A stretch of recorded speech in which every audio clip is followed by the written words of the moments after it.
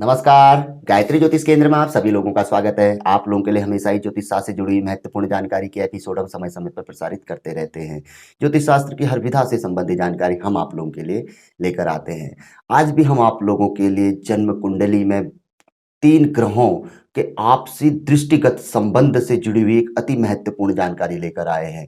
यह एक ऐसी जानकारी है कि यदि आप इस पे अमल करते हैं, यदि आपकी जन्म पत्रिका में इन 3 ग्रहों से संबंधित दृष्टिगत संबंध बना हुआ हो या स्थान परिवर्तन योग बना हुआ हो या युति बनी हुई हो, उस अवस्था में, उस परिस्थिति में यदि आप इस उपाय को करते हैं तो इन ग्रहों का जो आपसी संबंध है या दृष्टिगत जो संबंध है, उसका जो एक बहुत बड़ा फल है वह आप प्राप्त कर सकते हैं।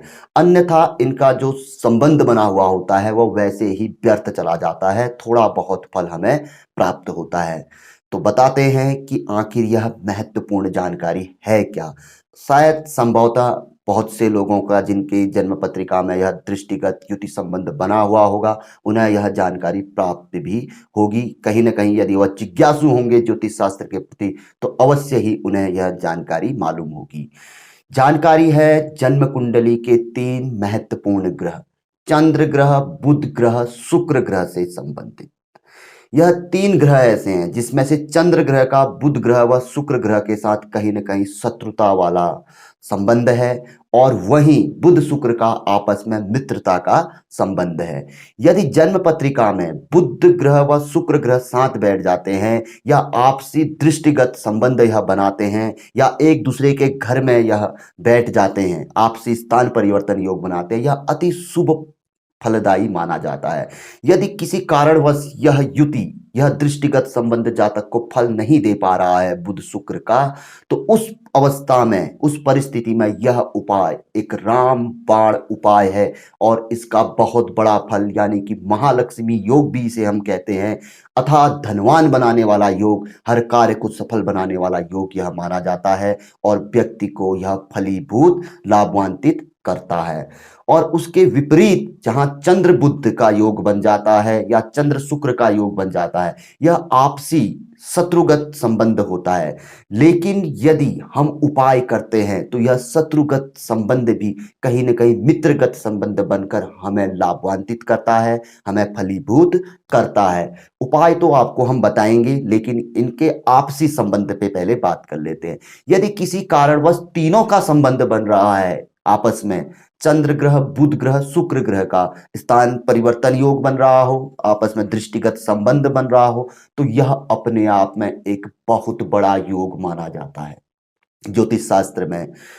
किंतु यह योग तब फल देता है जब हम इस योग के प्रति कुछ न कुछ उपाय, कुछ न कुछ साधना, मंत्र आदि जाप या कुछ अन्य चीजें जो ज्योतिष शास्त्र में बताई गई हैं वह करते हैं, तो तब जाके हम इसके फल से लाभान्वित होते हैं। अन्यथा यह योग, यह युति वैसे ही निकल जाती है, व्यर्थ ही हमारे जीवन से यह निकल जाती है और कोई फल हम इसका प्राप्त नहीं कर पाते हैं। यानी कि हमारे मुंह में आई हुई, जैसे कहते हैं ना कि मुंह में खीर आई हुई हम मुंह के अंदर नहीं डाल पाते, बस वही स्थिति बन जाती है। यह अपने आप में बहुत बड़ा योग माना जाता है। अक्सर हम आप लोगों से कहते हैं कि बुध शुक्र का महालक्ष्मी योग होता है, चंद्र शुक्र में भी महालक्ष्मी योग बनता है, सिर्फ चंद्र बुध में थोड़ी सी दिक्कतें आती हैं। यह युति जहां शत्रुगत संबंध बनाती है, अगर इसमें उपाय किया जाए, जो उपाय आज हम आपको बताएंगे ये इसी के लिए स्पेशल उपाय है, तो यह युति व्यक्ति को एकदम से भाग्य के द्वार खोलने वाली मानी जाती है। हर जगह से व्यक्ति के मार्ग खोल देती है और व्यक्ति के हर कार्य को बनाने लगती है। जैसा व्यक्ति चाहता है वैसा व्यक्ति के साथ होने लगता है। महत्वपूर्ण बात तो यह है कि जिन भावों में यह युति बनी होती है, जिन भावों के यह स्वामी होते हैं, वहां से तो यह लाभ जातक को देते ही देते हैं। बताया गया है कि जब चंद्र बुध योग हो या फिर बुध शुक्र योग हो या चंद्र शुक्र योग हो या इनका आपसी दृष्टिगत संबंध बना हुआ हो, तो यह अपने आप में एक विलक्षण योग होता है। बहुत बिरले लोगों की जन्म कुंडली में यह योग बना हुआ होता है।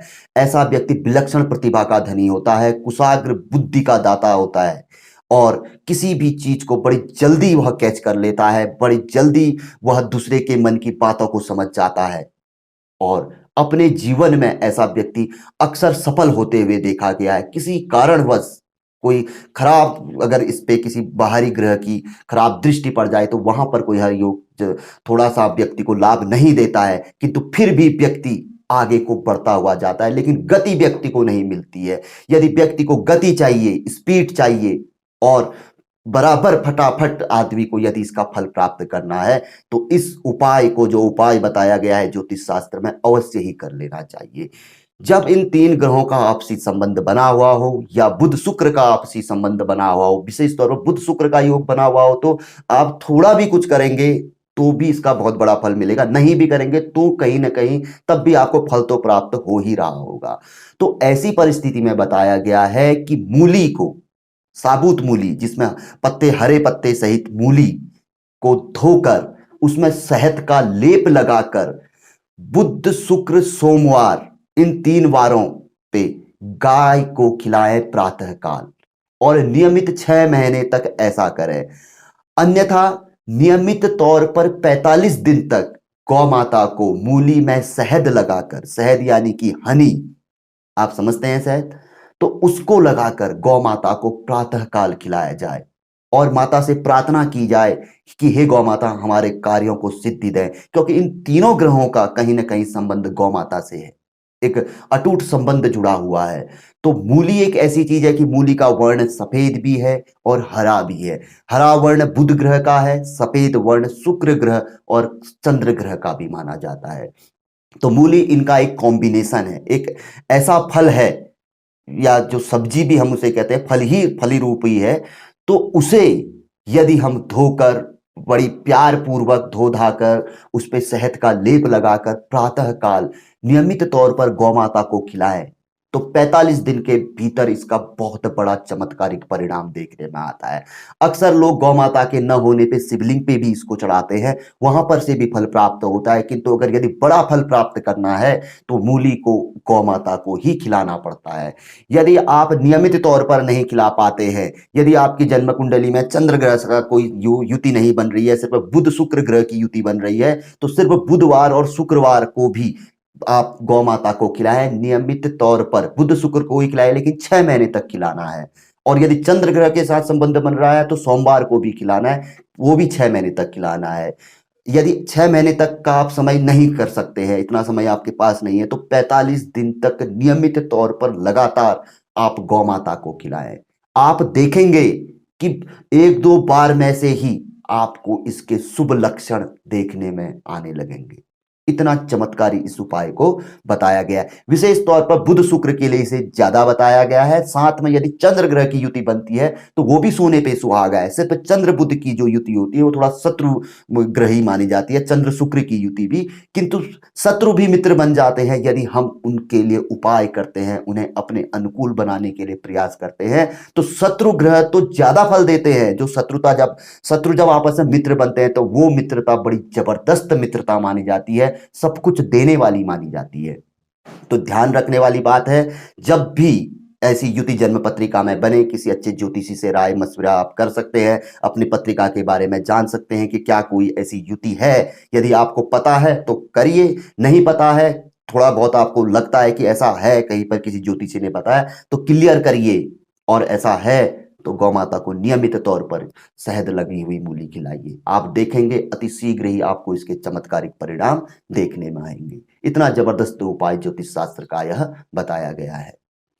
तो इस विषय में किसी प्रकार का कोई संशय आदि हो, कोई आपकी बात समझ में नहीं आई हुई हो, तो नीचे पे हमारे नंबर दिए रहते हैं, आप हमें डायरेक्ट फोन कर सकते हैं। बाकी जानकारी हम आपको फोन के माध्यम से भी स्पष्टता के तौर पर हम आपको समझा देंगे, बता देंगे।